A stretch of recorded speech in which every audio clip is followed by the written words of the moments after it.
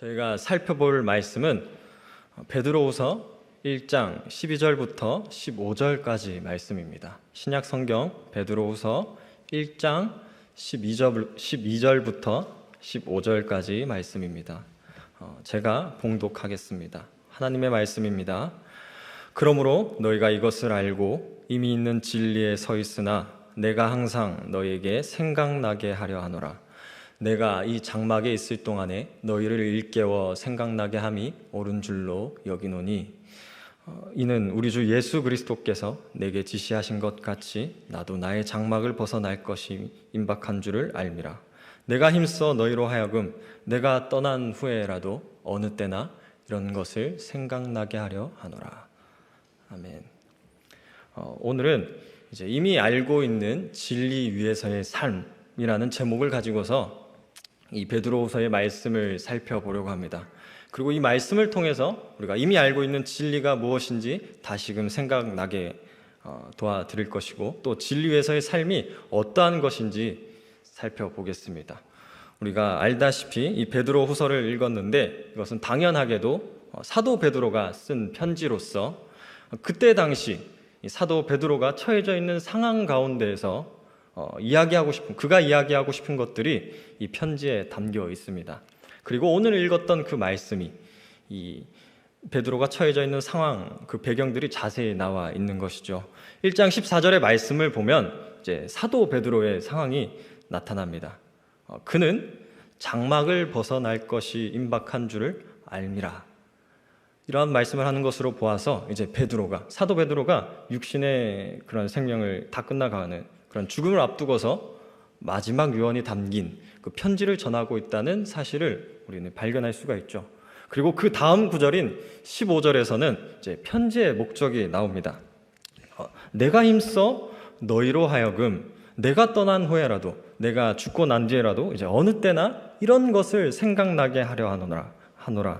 이제 사도 베드로가 자신이 죽고 나서도 이것을 생각나게 하려고 이 편지를 남긴다고 합니다. 이만큼 이제 이야기하는 것으로, 베드로가 이렇게 이야기하는 것으로 이런 것이 무엇인지에 대해서 우리는 궁금증을 가지게 하죠. 전하고자 하는 그 내용이 무엇일까 생각을 하게 되면 이제 어떤 것을 우리가 생각을 해야 할까 이런 것을 고민을 하다 보면 이제 그 앞에 있는 구절을 살펴볼 수가 있는데, 12절에 이렇게 이야기하고 있습니다. 그러므로 너희가 이것을 알고 이미 있는 진리에 서 있으나 내가 항상 너희에게 생각나게 하려 하노라. 그러니까 이제 사도 베드로는 그가 전하고자 했던 것은 바로 우리가 알고 있고 이미 우리 가운데 받은 진리에 대해서 얘기를 하고 있습니다. 그러니까 사도 베드로는 우리가 이미 알고 있는 진리에 대해서 항상 생각하고 또 기억해야 한다는 것에 마음을 쓰고 있는 것이죠. 그가 정말로 신경 쓰고 있다는 것이 편지 중간에 다시 한번 나옵니다. 3장 1절부터 2절까지의 말씀인데 제가 한번 읽어드리겠습니다. 사랑하는 자들아, 내가 이제 이 둘째 편지를 너희에게 쓰노니, 이 두 편지로 베드로 전서와 후서가 쓰여진 것이죠. 너희의 진실한 마음을 일깨워 생각나게 하여. 그 내용이 무엇이냐면 바로 곧 거룩한 선지자들이 예언한 말씀과 주 대신 구주께서 너희의 사도들로 말미암아 명하신 것을 기억하게 하려 하노라. 그러니까 편지를 쓰는 목적에 대해서 다시 강조하는 만큼 이 사도 베드로는 이 편지가 죽음을 앞두고 전하는 내용으로서 정말 중요한 것으로 너희는 이 편지를 통해서 진실한 마음을 일깨우고 생각하고 기억해야 한다고 말씀하고 있습니다. 이러한 상황은 이제 죽음을 앞두고 있는 그의 베드로 상황은 마치 모세가 가나안 땅에 들어가기 전에 고별의 말씀을 전했던 그 상황이 생각나게 합니다. 절실했던 그 상황이 생각이 나죠. 그렇다면 우리가 이제 알고 있는 이 진리, 이미 우리에게 받은 그 진리가 무엇인지 다시금 생각해야 하는 필요성을 1차적으로 느끼게 됩니다. 그리고 사도 베드로가 죽기 전에 우리에게 전해주고 있는 이 말씀이기 때문에 1차적으로 필요성을 느끼게 되죠. 더욱이 우리는 이것을 필요로 해야 하는 이유가 또 그 베드로후서가 쓰여질 당시의 상황을 보면 알게 될 수 있습니다.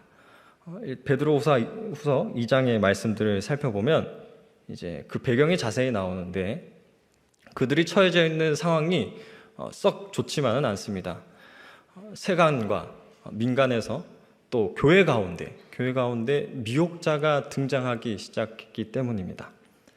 그 미혹자는 누구냐면 이제 임박한 멸망을 스스로 취하는 거짓 선생들로서 주를 부인하고 그들로 말미암아서 거짓 선지자들로 인해서 진리의 도가 비방을 받게 만드는 자들이라고 합니다. 그리고 그들은 그 방법으로서 진리의 도를 방해하는 방법으로서 이제 2장 3절로 이렇게 나와 있죠. 탄심으로써 지어낸 말을 가지고 그들의 이득을 삼는다. 다른 사람들에게 이득을 취한다. 라고 나와 있습니다. 이 지어낸 말이라고 하면 이제 앞선 1장 16절의 말씀과 뒤에 있는 3장 그 4절의 말씀을 살펴봤을 때 우리 주 예수 그리스도의 능력과 그 강림하신다는 그 사실, 그러니까 예수님이 다시 오셔서 마지막 날이 임한다는 그 사실이 우리에게 알려진 그 사실이 사실은 진실이 아니라 교묘히 만든 이야기이다.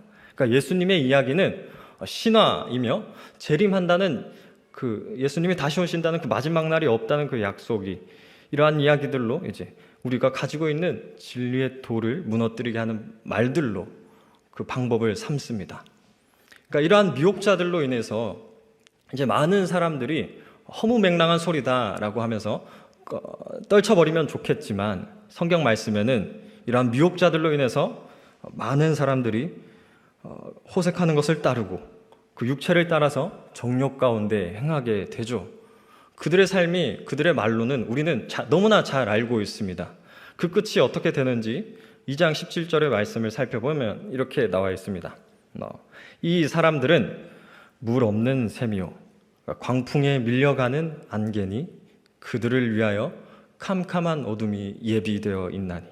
그러니까 결국에는 이 미혹을 받는 사람들과 또 미혹하는 자, 거짓 선생이라 하는 자들은 결국에는 멸망을 받게 되고 심판을 받게 된다라고 하는 말씀인 것이죠.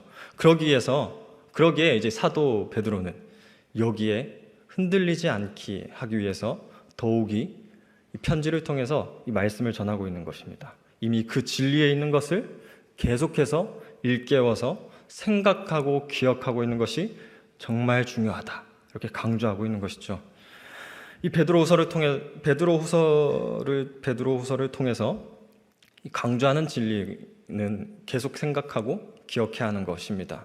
이것이 단순히 베드로 시대 때만 해당되는 상황이 아니라 오늘날 우리에게도 똑같이 적용이 될 수 있습니다. 왜냐하면 이 베드로후서의 그때의 상황과 오늘날 우리의 상황이 굉장히 유사하기 때문이죠. 물론 베드로후서처럼 거짓 선지자들이 직접적으로 나타나서 직설적으로 이제 예수님에 대한 이야기들은 잘 하진 않습니다. 그러나 다만 거짓 선지자들의 그 사상들이 이 사회 가운데 또 혹은 교회 가운데 많이 퍼져 있는 것을 접하게 되죠. 이미 우리 가운데 알게 모르게 또 많이 스며들어 있습니다. 그 예를 들자면 우리가 사람이 누구인가, 그러니까 우리가 누구인가, 나는 누구인가, 나는 어디서 왔는가 이런 정체성을 생각하게 될 때면 이제 예수님에 대한 필요성이 생기고 이 필요성은 죽음과 연결이 되어지는데 이 사회를 돌아봤을 때는 내가 누구인지에 대해서, 그러니까 내가 어디서 왔는지에 대해서 이런 정체성에 관한 질문들, 죽음과 삶에 대한 이런 고민들에 대해서 이미 고리타분하고 불필요한 것으로 여기게 되어졌습니다. 이것을 불필요하게 여기고 더 중요하게 여기는 것은 현실 가운데에서 우리가 어떻게 살아가야 되는지 그 고민, 현실 가운데 있는 고민이 이성적이게 돈을 잘 버는 것, 어떻게 잘 먹고 잘 사는 것, 그런 것에 대해서 실용적인 것으로 생각하는 그런 경향이 되었죠. 그로 인해서 당연히 사람들은 그 정체성에 나타낼 때 외적인 조건들로만 표현할 수밖에 없게 됩니다. 예를 들어서 돈과 명예와 권력이 있겠죠. 이런 물질적인 것이 우선시 여기는 신념들이 팽배해졌습니다. 당연히 사람들은 왜 살아가는지에 대한 또 내가 누구인지, 내가 어디서 왔는지에 대한 그런 질문들에 대해서 등한시 여기게 됩니다. 이러한 일례로서 이제 우리가 누군가 지인이 직업에 관해서 고민을 하고 생각을 하게 될 때 또 그 직업을 선택하게 됐을 때 꽤나 많은 사람들이 이렇게 질문을 하죠.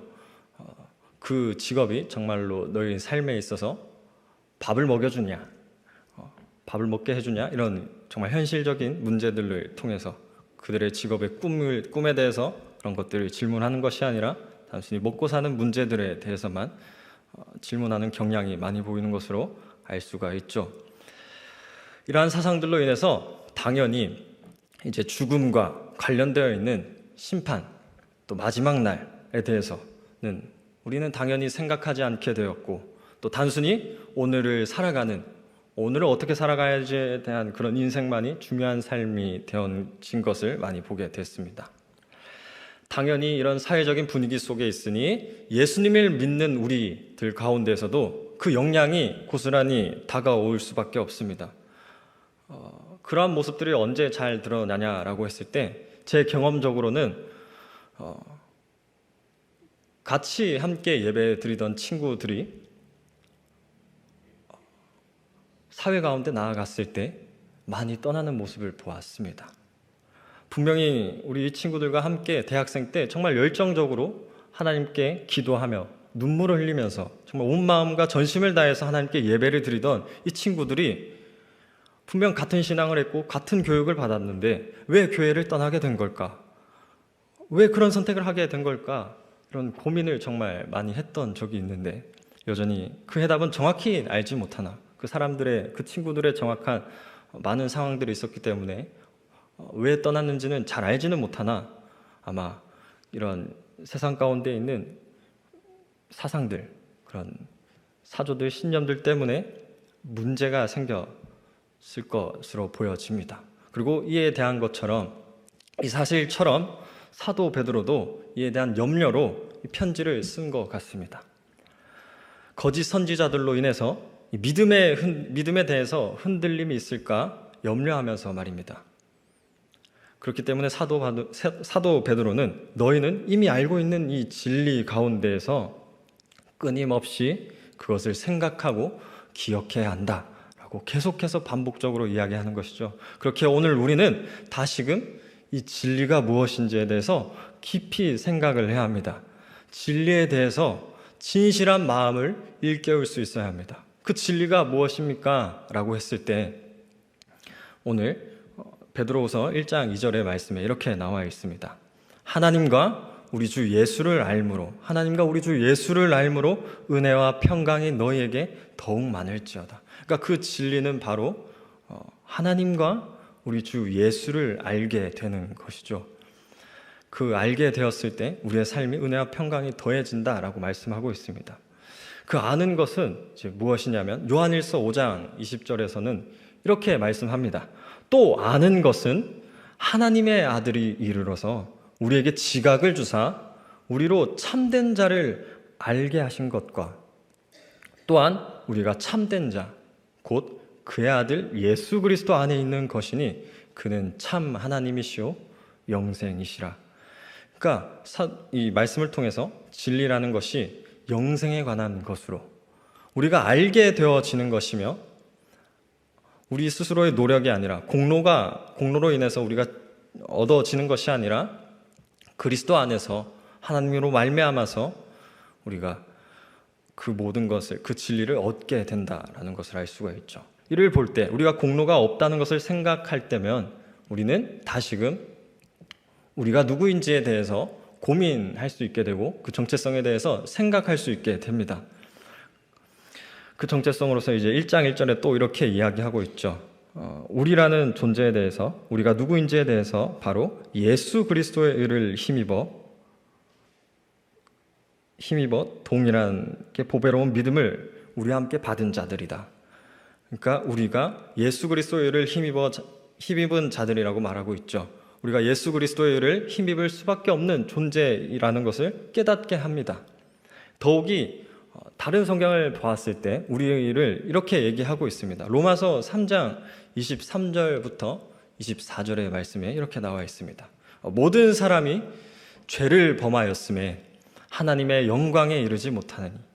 그러니까 우리가 하나님께 죄를 범하였고 하나님의 영광에 이르지 못하게 되었죠. 우리는 그렇기 때문에 반드시 죽을 수밖에 없는 그런 인생들이었습니다. 그러나 그 가운데에서 이제 이렇게 말씀하십니다. 그리스도 예수 안에 있는 속량으로 말미암아서 하나님의 은혜로 값없이 의롭다 하심을 얻은 자가 되었느니라. 그러니까 이런 범죄를 통해서 우리가 죄로 인해서 죽을 수밖에 없는 가운데에서 우리가 어떠한 노력으로 전에 지은 죄를 간과할 수 없는 그런 상태 가운데에서 하나님께서 길이 참으시는 중에 이 사람에게 사랑할 만한 것이 없는 그 사람에게 나타나셔서 이제 하나님께서 그들 가운데 사랑을 창조하시고 그 사랑으로 이제 예수님을 하나님께서 그의 피로써 또 믿음으로 말미암아 우리 가운데 화목제물로 우리를 위해 세워 주셨습니다. 이것이 바로 이제 우리가 교회에서 항상 듣던 우리가 이 가운데 있어야 하는 진리입니다. 그리고 이 가운데 있을 때 우리는 마땅히 감사함으로 말미암아서 그 믿음 가운데서 행함이 나올 수밖에 없습니다. 왜냐하면 이 진리라는 것은 단순한 지식이 아니기 때문이죠. 당연히 삶의 실천도 같이 따라오게 됩니다. 그 진리 가운데 삶을 살 수밖에 없다는 것을 이제 베드로후서는 이렇게 이야기하고 있습니다. 1장 4절 말씀이죠. 이로써 그 보배롭고 지극히 큰 약속을 우리에게 주사 그 약속으로 말미암아서 너희가 정욕 때문에 세상에서 썩어질 것을 피하여 신성한 성품에 참여하는 자가 되게 하려 하셨느니라. 그러니까 하나님께서 우리 가운데 그리스도를 힘입은 우리 믿음을 받은 자들로서 그 하나님의 신성한 성품에 참여하는 자가 되게 하신다고 말씀하십니다. 그러니까 믿음 가운데 있다면 그 신성한 성품에 참여하는 자들로서 우리가 마땅히 행함이 드러나야 된다라고 말씀을 통해 깨닫게 할 수 있죠. 그러니까 믿는 자의 삶은 하나님의 신기한 능력으로서 생명과 경건에 속한 모든 것을 주심으로써 이제 그 신성한 성품에 참여할 수 있고 또 그로 말미암아서 그 삶의 열매를 맺을 수 있게 된다라는 말씀입니다. 그 말씀이 이제 우리가 너무나 잘 알죠. 그 삶에 대한 말씀. 오늘 이렇게 이야기하고 있습니다. 베드로후서는 이렇게 얘기하고 있습니다. 5절부터 7절까지 말씀이죠. 이제 믿음의 덕을, 덕의 또 지식의 절제를, 절제의 인내를, 인내의 경건을, 또 경건의 형제 우애를, 형제 우애의 사랑을 더하라.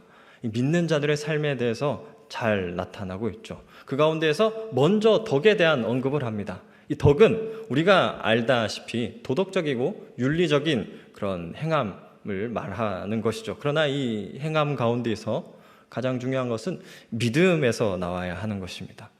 그리고 이 매튜 헨리라는 신앙의 선지는 이 덕에 대해서 선한 일을 하게 하는 힘과 용기라고 말했습니다.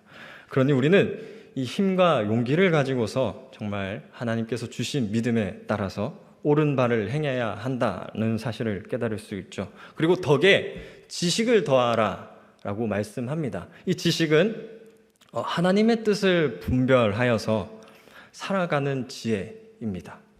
그리고 이 지식에는 절제가 필요한데 말 그대로 자제력을 뜻합니다.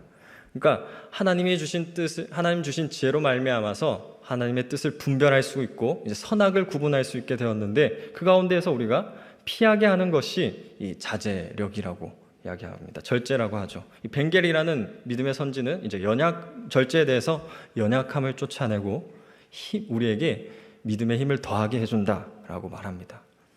그리고 이 절제에는 인내를 더해야 하는데 말 그대로 오래 참는 것입니다.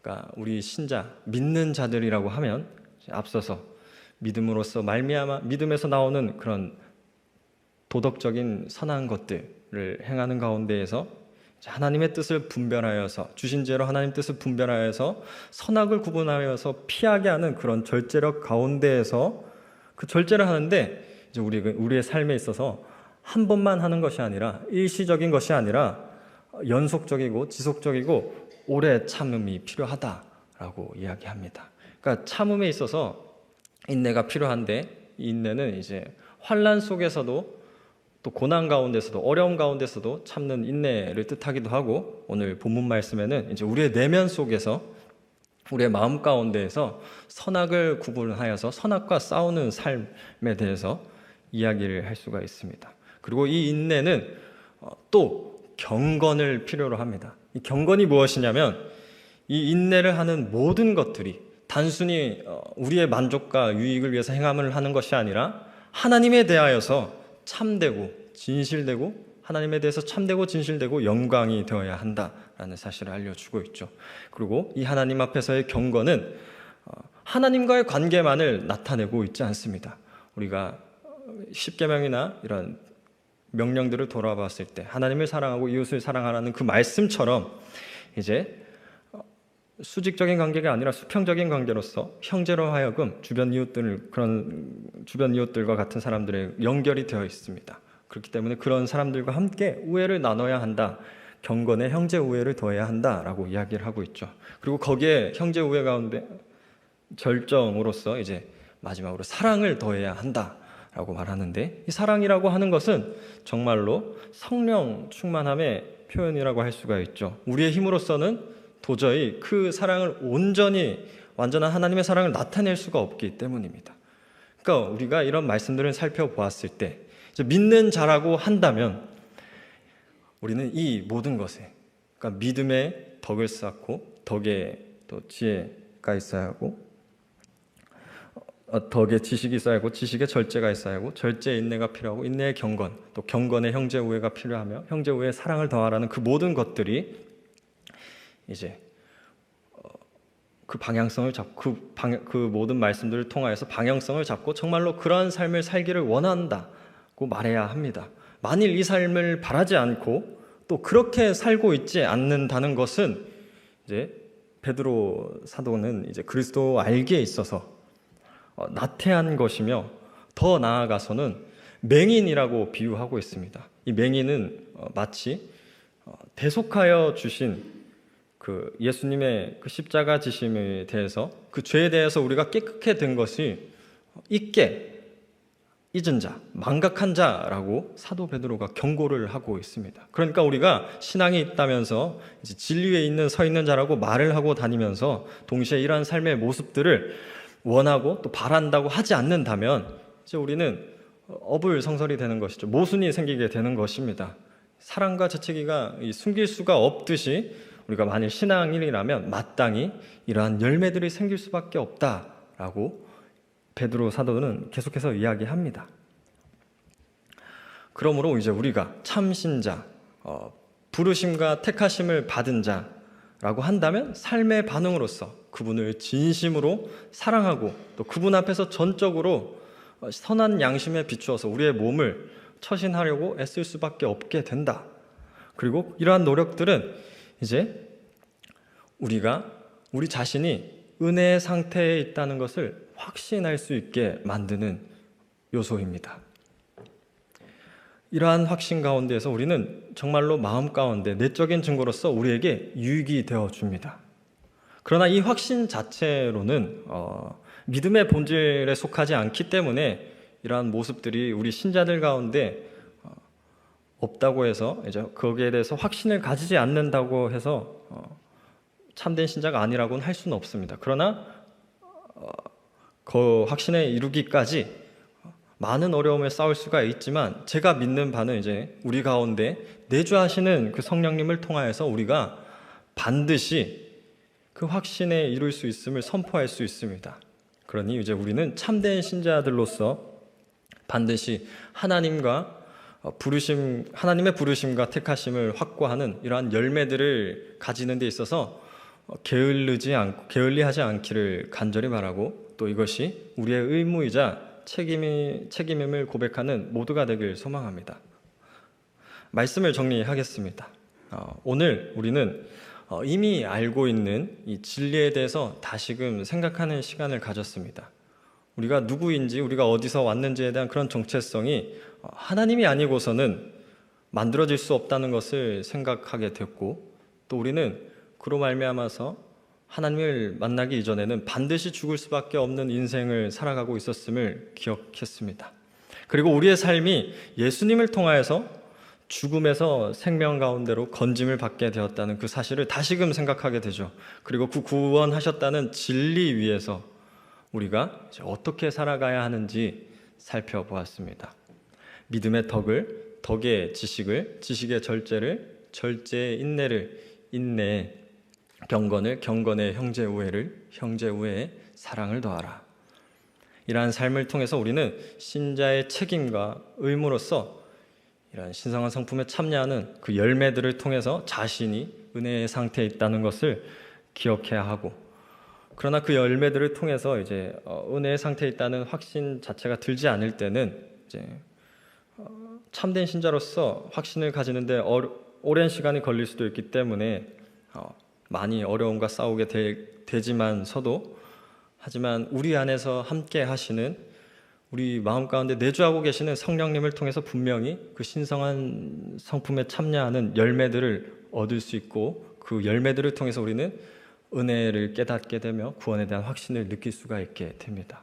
오늘은 이 진리에 대해서 다시금 생각하면서 이제 말씀에 대한 기도를 하기 전에 그 은혜에 대해서 찬양하는 시간을 가지면서 또 가사를 묵상하고 말씀을 또 기도하는, 또 교회를 위해서 기도하는 시간을 가지면 좋겠습니다.